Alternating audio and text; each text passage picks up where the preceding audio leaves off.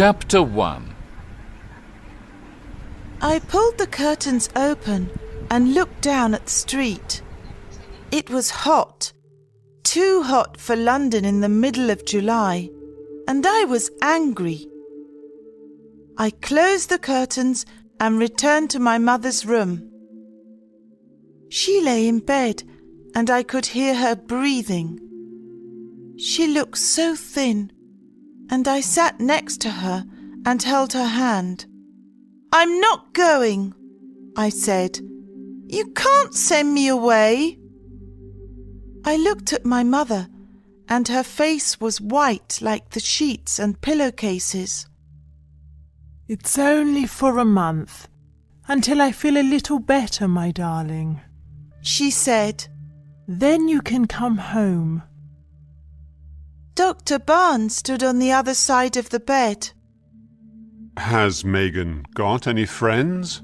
He asked Mrs. Brown, our home help. Mrs. Brown shook her head. "Megan doesn't have any friends," I heard her whisper. "She's a strange child." Friends? Of course I didn't have any friends. We moved to this part of London 6 months ago, and my new school was horrible. Mother didn't know. I didn't tell her about the bullies and the nasty text messages. Dr. Barnes put his glasses on. I could see that he didn't know what to do. We needed a miracle. Your mother is very unwell, Megan. He said. She needs to rest, and you can't stay here for the summer holidays. I don't want to leave you, Mum. You want to send me to the Highlands of Scotland to stay with Uncle Fraser, but I hate the countryside. I stood up and looked at the doctor. I'm not going, and you can't make me go. But Dr. Barnes could make me go. And he did. I watched the countryside change through the window of the train as we travelled into Scotland. I could see fields, dry stone walls, and lots of sheep. But where were the people? Mrs. Wallace, a friend of Dr. Barnes, was with me. She wanted to chat, but I didn't. "The Isle of Skye is beautiful. The air is so fresh," she said. I hate fresh air. I like the air in London, I said. Mrs. Wallace sighed and opened her book. We changed trains, and the next one was very old. A man sat singing quietly in the corner. He had a long white beard. In another corner, there was a woman with a basket of chickens. I looked at these people. I came from a different world. In my world, there were shops, people, and traffic. We caught the ferry at Malig. The wind blew my long dark hair, and my pale blue eyes searched the island for people. But it looked so quiet. "Cloud Island," said Mrs. Wallace, giving me a sweet. "In the Old Norse language, ski means cloud, and I means island. It's often misty here." I didn't answer. I could only think that I wanted to go home. We got off the ferry at Armadale, and I stood by the sea and waited for my uncle.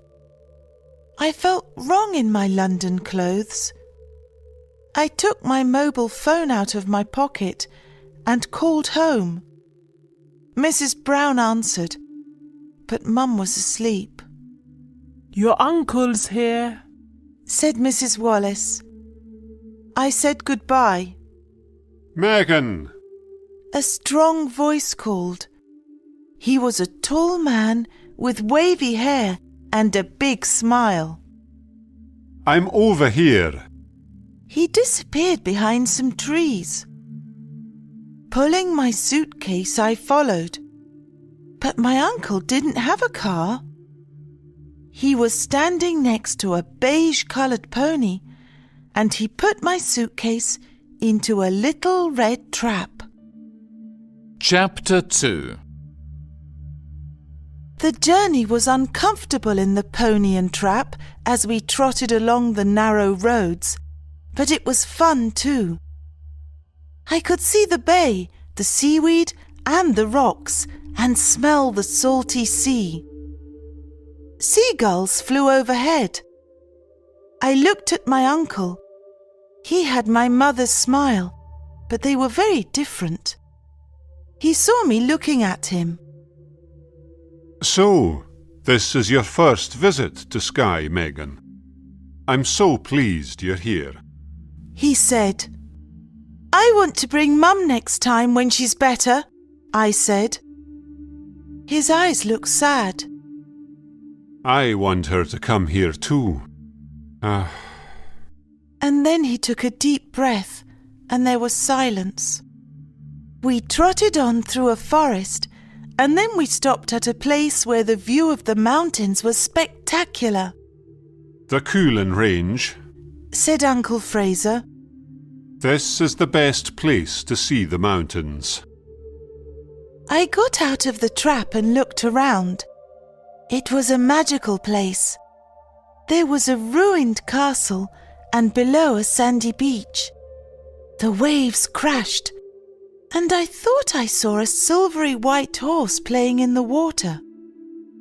It ran and jumped, and I am sure that I heard it call me. Uncle Fraser! I shouted. There's a white horse! He didn't hear me, and when I turned, the silvery white horse was not there. We got into the trap. I saw a silvery white horse down by the sea, I said. Uncle Fraser stopped and looked at me with surprise. Did you? But then he said no more. My mobile phone beeped. You have one new message, it said. I pressed read. Have a sad holiday. I pressed eliminate. It was from one of the horrible girls at school. I switched my phone off. I needed to forget about them. The roads were very narrow now. We're nearly home, said my uncle. I stared at him. We couldn't be nearly home. We were in the countryside. I could see some small houses, lots of animals and grass, but there was no town. Uncle Fraser turned right into a small track. Home, Darwin. Uncle Fraser said to the pony. Darwin walked slowly because there were chickens running in front of him. At the end of the track, there was a little white house with a front garden full of flowers. In one field, I could see 4 cows waiting patiently by the gate, and in another, there were some goats and a donkey. We're home, said Uncle Fraser. Welcome to White Heather Cottage. Chapter 3. I was shocked. Uncle Fraser lived in a thatched white croft near the sea and surrounded by grass. White Heather Cottage had a tiny wooden front door, and Uncle Fraser had to bend his head to go in and out. There were 3 rooms downstairs. Inside the croft it was cosy and warm. The kitchen was at the far end, and there was a table near the window. A small fire burned with cooking pans hanging above it. I looked out at the bright orange sky. We have great sunsets here, said Uncle Fraser. He showed me his study, He was a writer, and he wrote historical novels. There were pens and paper all over his desk and books everywhere. Crofts don't usually have an upstairs, but this one does, he said. He took me upstairs to show me my room. It was lovely. There was a wooden bed and a red rug on the floor. Next to the bed there was a chest, which looked like a pirate's treasure chest. There was a small desk near the window and a vase of fresh white heather. There were pictures of animals and wildflowers hanging on the walls.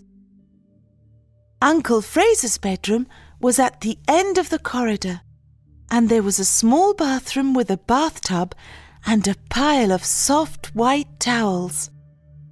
"It's very pretty," I said to Uncle Fraser. "But do you get lonely here?" Oh, no. I have friends who live in the village, and I have my animals. We went downstairs and had dinner. There was homemade bread, creamy butter, and goat cheese. For pudding, we had wild raspberries and cream. It was a delicious meal. It was getting dark, and I looked for the light switch. Uncle Fraser saw me and smiled. Sorry, Megan. There is no electricity at the croft. "No electricity? So you don't have a dishwasher?" I said, looking at the plates. No, I'm the dishwasher. Said my uncle, laughing. "And you probably don't have a computer," I said. No, and I don't have a television.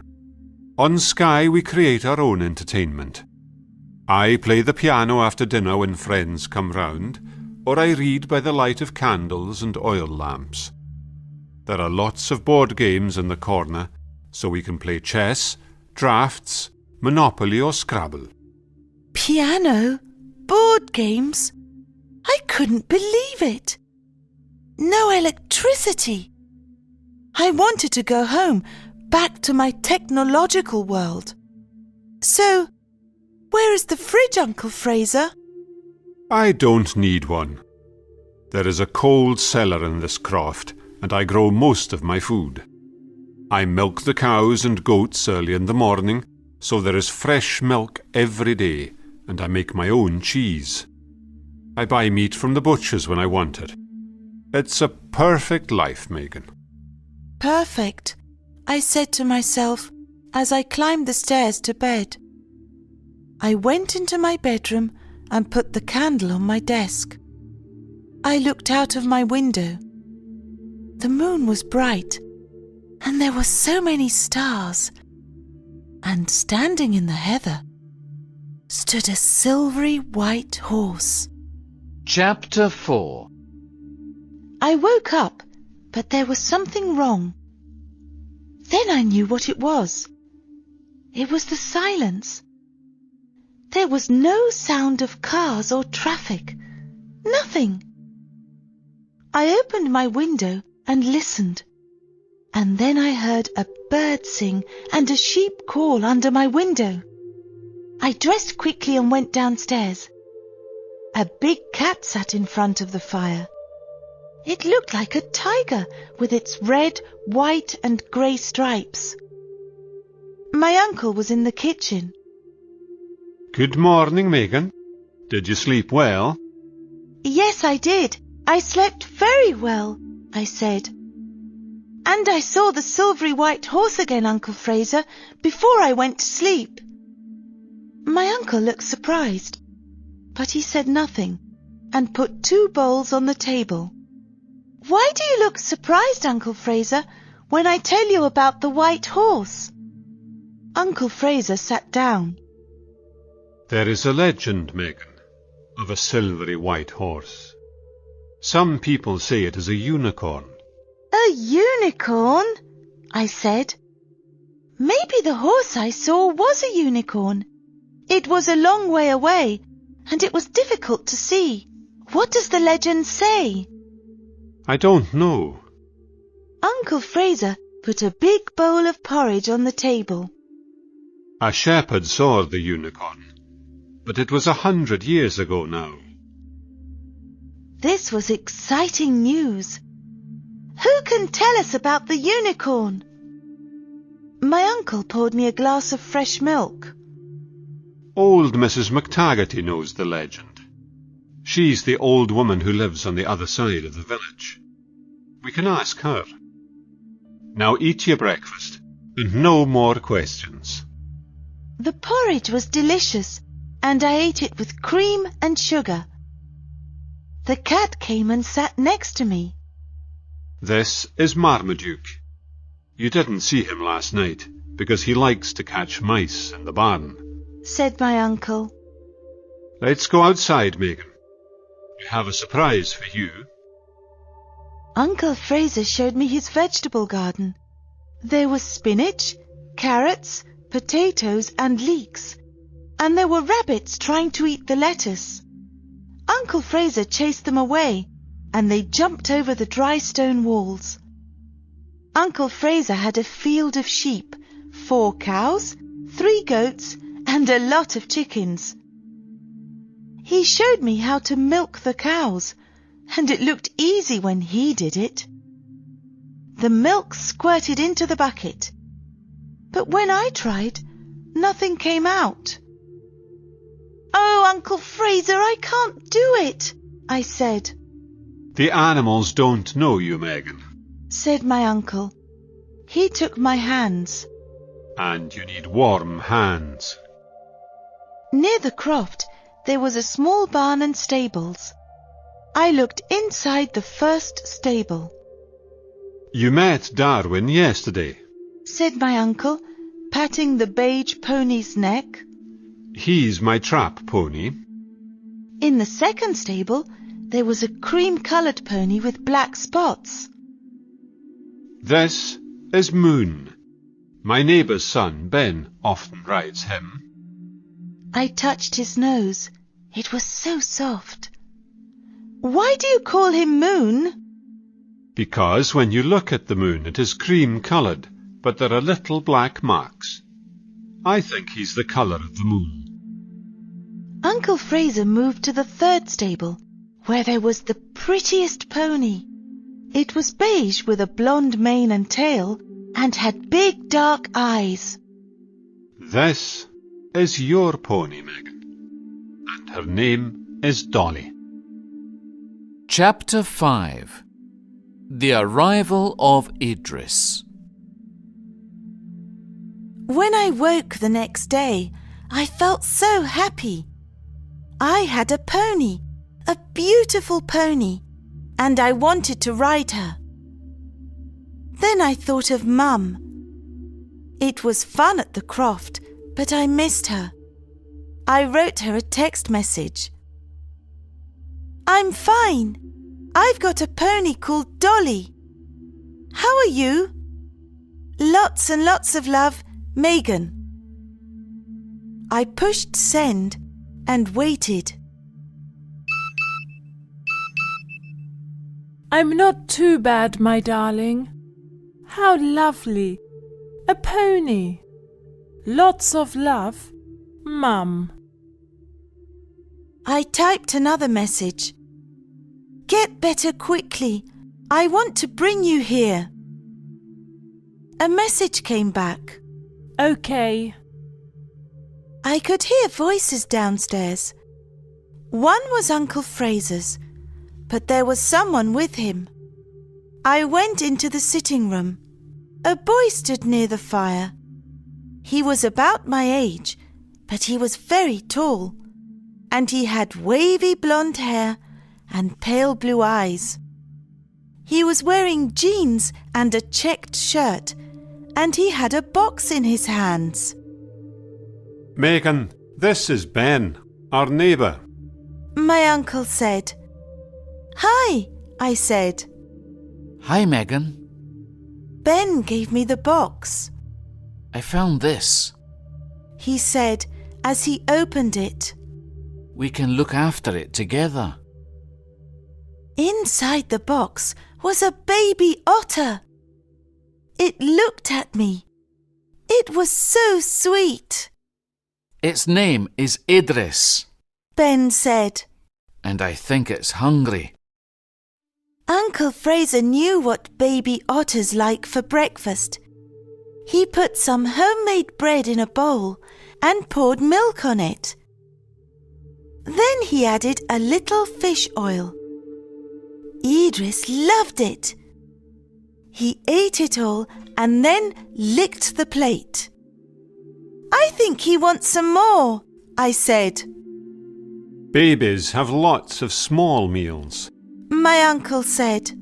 He needs a bed. You can find a box and some straw in the barn. So Ben and I made Idris a bed and put it in a corner of the sitting room near the fire. We introduced him to Marmaduke, who was not very pleased to see another animal in the house. Then, after lunch, my uncle appeared with the pony and trap. Come on, you two. We have to buy Megan some riding trousers, boots, and a jacket. We are in the Highlands of Scotland, and sometimes mists come down, and it can get very cold. We drove into Portree, the main town on Skye. Portree in Gaelic means King's Port. Said Ben. We went to the harbour and watched the boats. In Wentworth Street, my uncle bought the clothes I needed. Then we went to the post office, and I sent Mum a postcard with a Highland cow on it. Ben had dinner with us in the croft, and after dinner, Uncle Fraser played the piano. We sang hymns and old songs. Then we all sang the Skye Boat Song. Chapter 6. Ben came to the croft the next morning. He gave me a riding lesson, and then we decided to take Idris out for a walk and pick wild raspberries for tea. Don't forget your jacket. Said Uncle Fraser. The weather looks uncertain. And don't go far. Okay, we both said. Idris was happy to go out with us. He ran and jumped among the wild flowers, and when we reached the small loch, he swam. Otters are playful animals, and Idris made a mud chute. He was very happy because now he could slide into the water. Ben and I sat in the warm sunshine and watched him. Why did Uncle Fraser tell me to bring a jacket? I said to Ben. The weather's hot. Ben smiled. The weather's warm now, but it can change very quickly. We decided to pick some raspberries. There were some growing near a small wood, and we picked lots. Then we saw blackcurrants, so we went into the wood and Idris followed us. The blackcurrants were big and delicious. Did I tell you I saw a unicorn? I said to Ben as we walked along a little path. Ben laughed. Unicorns don't exist. That's what I thought. But Uncle Fraser said that a shepherd saw one here 100 years ago. There's a legend, he says, but we need to speak to old Mrs. McTaggarty. Ben turned and looked at me. You want to speak to Dolores McTaggarty? Do you know who she is? No, I said, eating some more blackcurrants. We went down another path. Some folks say she is a witch. She lives in the Black House. It's the croft on the headland down by the beach. She doesn't come to the village very often. Mr. Mackey, who owns the grocers in the village, takes her food. Why do the villagers think she's a witch? I asked. because the wild animals come to her. Eagles fly down and sit on her hand. The red deer come to her door for food, and so do the seals. That doesn't mean that she is a witch, I said. Well, you can't go to her house alone. I'll come with you. Ben said, and then stopped and looked up at the sky. A cold wind blew, and the blue sky was now grey. We must go back, said Ben, and he put Idris in his pocket.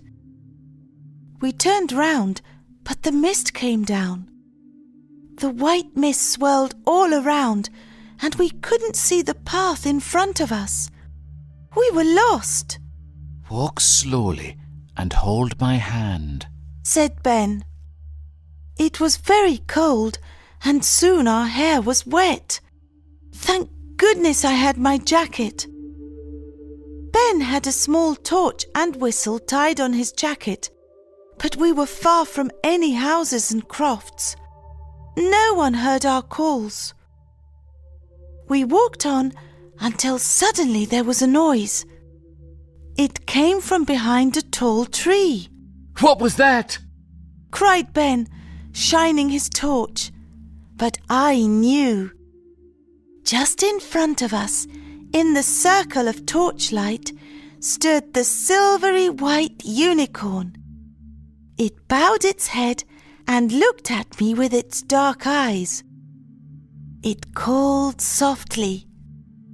It's the unicorn, I said to Ben. It wants to show us the way home. But then you don't believe in unicorns. Ben smiled. I didn't, but I do now. Let's follow it. We could see the silvery white unicorn clearly as we followed it through the wood. Slowly and patiently, it led us across the fields to White Heather Cottage. The lights were on, and as we walked through the gate, the unicorn turned and looked at me.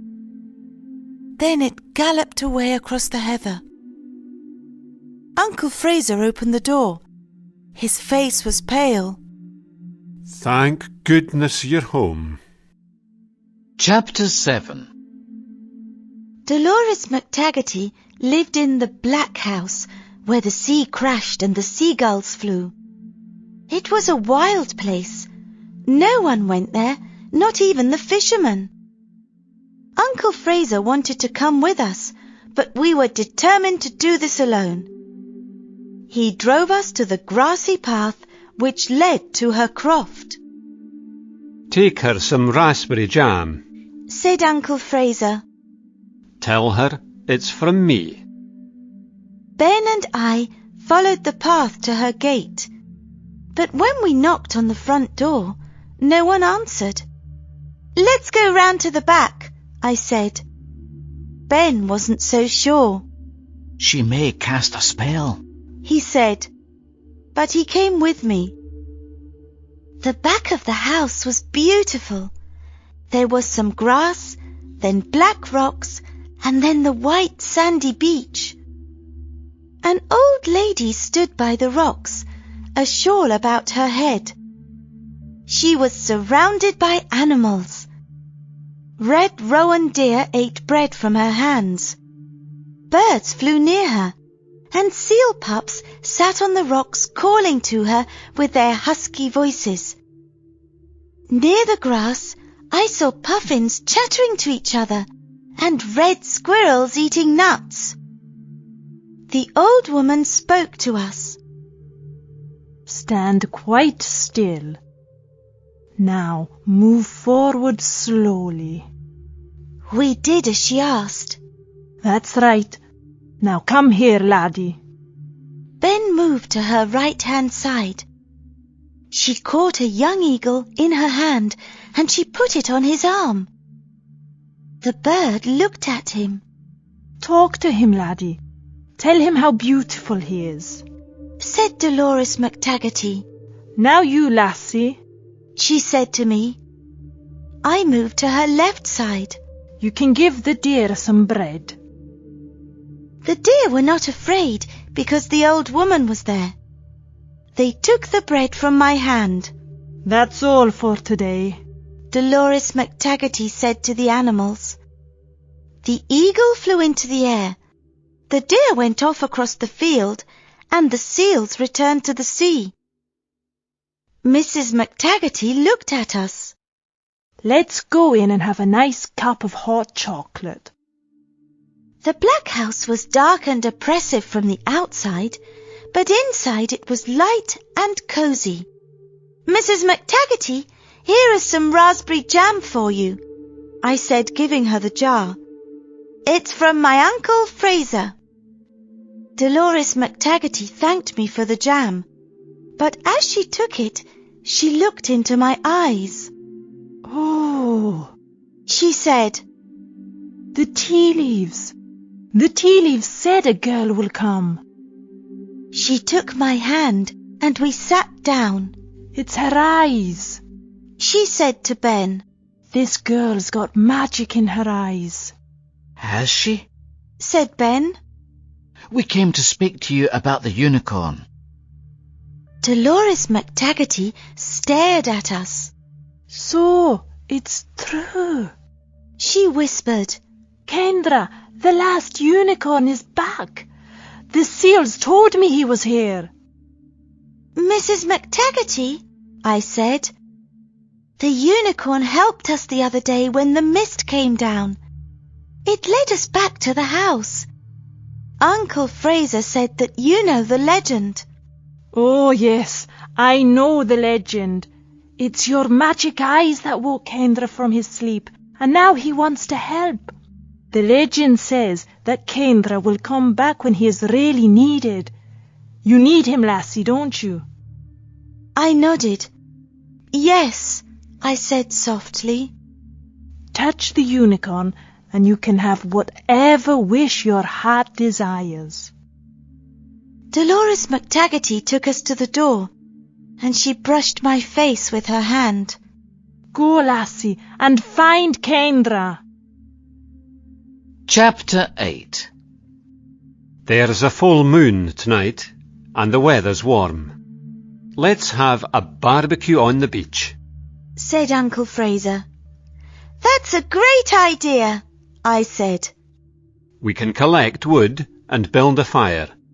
I've got potatoes and hamburgers. I went to the butcher's in Portree this morning, Uncle Fraser said as he went down into the cellar. I sent Mum a text message. How are you? I love you, Megan. I waited, but she didn't reply, so I phoned. Mrs. Brown answered the phone. Her voice was sad. The doctor's here, Megan. Your mum's not well at all. I'll ring you later. I bit my lip, but the tears still fell, and I went outside to talk to Dolly. I put my face in her mane until I felt better.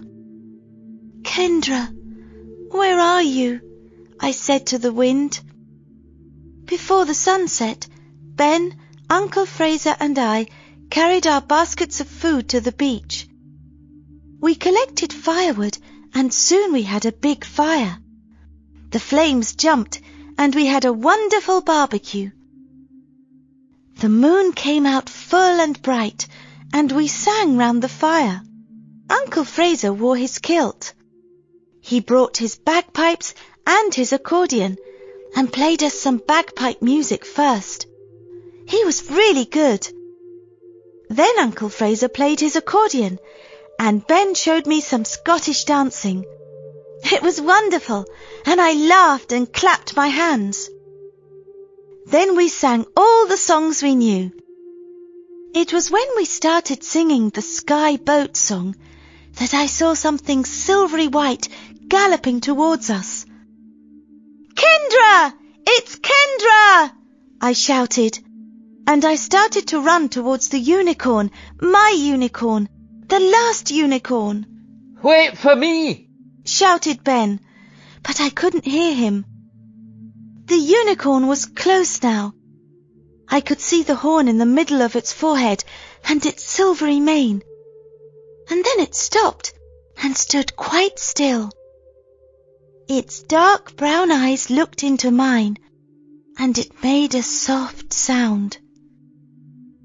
Slowly, I went up to the unicorn. I touched its velvet nose, brushed its neck and its silken mane. Make a wish, came 1,000 whispers. Make a wish. I thought of the bullies at school. I wanted them to leave me alone, but there was something far more important. I touched the unicorn's horn and made a wish. The moon shone brighter, and suddenly I was alone. Kendra was galloping away, out to sea. Chapter 9. The bright sunlight woke me up. It was late, and I had slept deeply, and I felt happy, really happy, for the first time in a long while.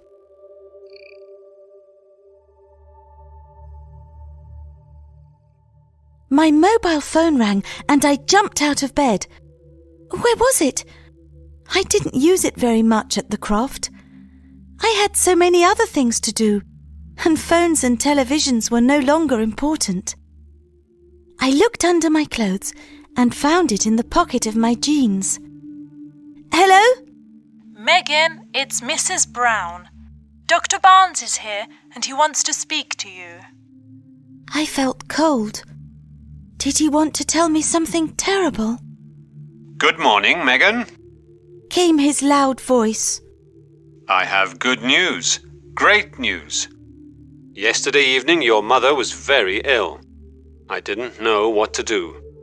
She had a high temperature, and Mrs. Brown and I sat with her.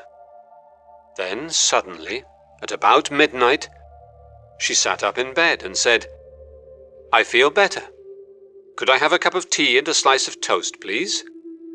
Her temperature was normal. It's a miracle, Megan. A miracle. I ran downstairs to tell Uncle Fraser. The unicorn! He gave me a wish! Mum's better, and it was Kendra's wish that made her well. My uncle turned and walked over to the window and looked out at the sea. I left him alone. He didn't want me to see his tears of happiness. I went outside with Idris. Ben was there with Dolly and Moon. He helped me to get on Dolly, and as we took the path that led down to the sea, I told him about Mum and Kendra's wish. What will you do about the bullies at school when you go back, Megan? He asked.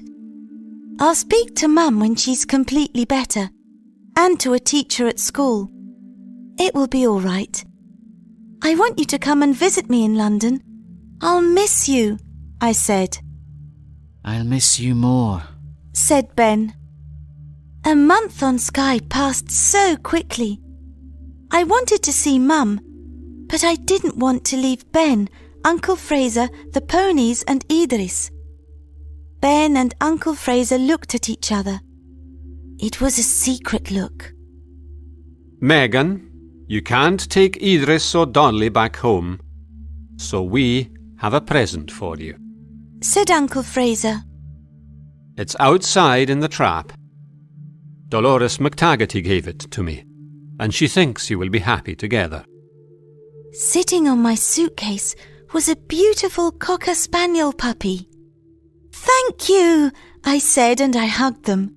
She's beautiful, but I don't want to leave you.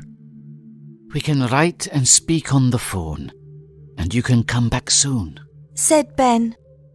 Come back with my sister, Uncle Fraser said as he kissed my cheek. Come for New Year. We call it Hogmanay in Scotland. We have wonderful celebrations in the village. There is a custom here which brings good luck for the coming year. When the clock strikes midnight, some of us from the village go to Betty McAllister's house. We take a piece of bread, some money, and some coal. All these things bring good luck. The coal is so that the house is always warm. The bread is so there is always food to eat. And the money so that there is always money. Then we throw ashes out of the back door. Why do you do that? I asked. It's the old year leaving, Continued Uncle Fraser. Then we have a party. Said Ben. My uncle smiled. A fine party. He said. We sing and dance until morning. Do come, Megan. I looked at them. Hogmanay on Skye and Betty McAllister's party, singing songs round the piano with Uncle Fraser, Ben and Mum. I wanted this more than anything else in the world. Yes, I said, and I hugged my uncle again. Then it was time to go. We rode in the trap to Armadale, and when we passed the ruined castle, I thought I saw a silvery white horse arching its neck and galloping in the waves. Goodbye, Kendra, I whispered, and on the salty air there came a cry as the little white horse called out to me. Of course, we knew this was not goodbye.